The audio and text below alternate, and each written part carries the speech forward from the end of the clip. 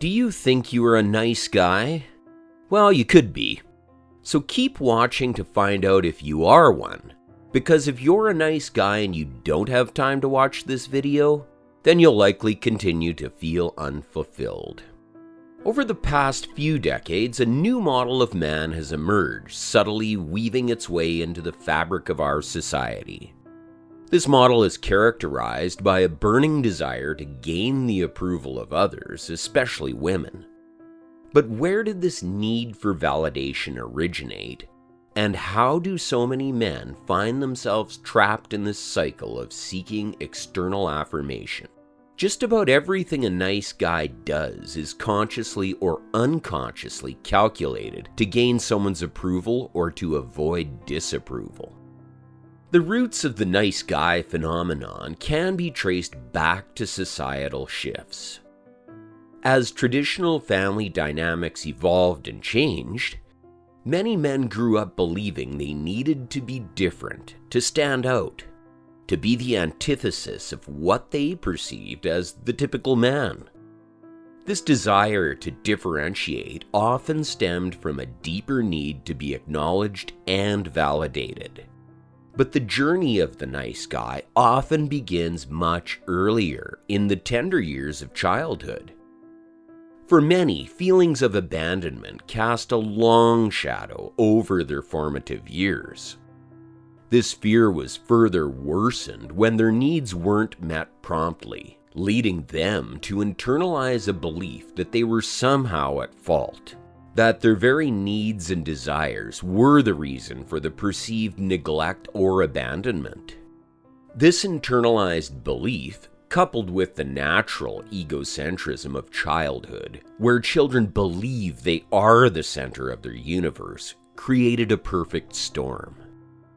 Many began to feel that being themselves with all their needs and desires was dangerous or even wrong. This belief system, formed in the trial of childhood experiences, became the foundation upon which the nice guy persona was built. As these children grew into adults, their coping mechanisms evolved. They learned to hide their true selves, masking their perceived flaws and imperfections. In their quest to be different, especially from their fathers, whom they might have seen as neglectful or harmful, they adopted behaviors they believed would make them more acceptable and even more lovable. But in doing so, they lost a part of themselves. The part that believed in their worth, that understood their value, that wasn't dependent on the validation of others. At the heart of this quest lies a powerful tool: attachments. Attachments in this context aren't about the bonds we form with loved ones. Instead, their behaviors are traits that nice guys attach to their personal value. Think of them as badges of honor, worn not for oneself, but to win the approval of others. Whether it's always being the peacemaker, the provider, or the perpetual listener, these attachments are wielded as tools to gain validation. But while attachments might offer temporary validation, they come at a steep price. They bind the nice guy, making him a prisoner of his own making. Every action, every decision becomes a means to an end, with the end being the approval of others. It's a never-ending cycle where the nice guy's worth is constantly on the line, up for validation or rejection based on these attachments. Now, the nice guy believes that by presenting a flawless impression, he can avoid the string of criticism and the pain of rejection. It's a survival strategy. But wearing that mask has a price. In trying so hard to be flawless, nice guys end up hiding the real them, always pretending to be who they think they should be. The fear of making a mistake, of not living up to the standards they've set for themselves, becomes paralyzing.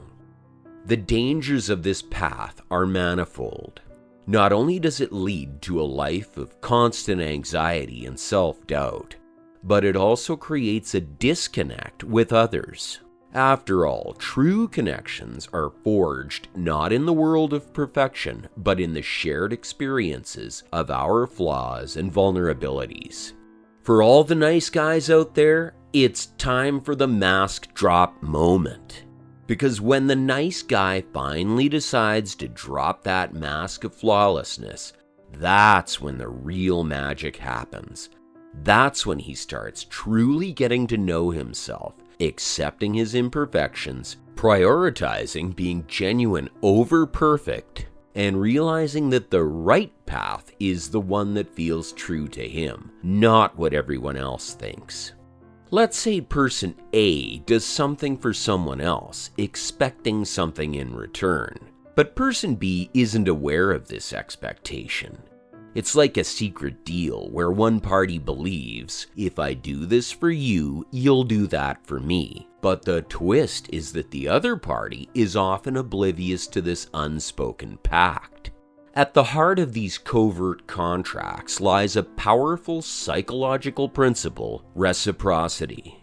It's the idea that when someone does something for us, we feel compelled to return the favor. It's a deeply ingrained human trait, one that nice guys, knowingly or unknowingly, exploit to their advantage. But why do nice guys resort to such tactics? This tactic emerges from a longing for affirmation and a reluctance to face conflict head-on. By creating these unspoken deals, they aim to satisfy their desires without openly stating them. But there's a catch. This method is riddled with drawbacks. Firstly, it paves the way for letdowns. When someone doesn't fulfill their part, a part they didn't even know existed, feelings of bitterness and annoyance surge. It becomes a hotbed for misinterpretations and dashed hopes. Moreover, it's a form of manipulation, although a slight one. By not being upfront about their needs and desires, nice guys are essentially trying to control the narrative, to script the outcome in their favor. But genuine relationships are built on open communication and mutual understanding, not on hidden agendas. On top of that, many men, especially those labeled as nice guys, often suppress the personal power. The power to face challenges head-on, to welcome adversity, and to rise above fear. They see themselves as victims, denying their own abilities and potential. They've been conditioned to believe that showing strength, discipline, and courage, traits often associated with masculinity, is wrong.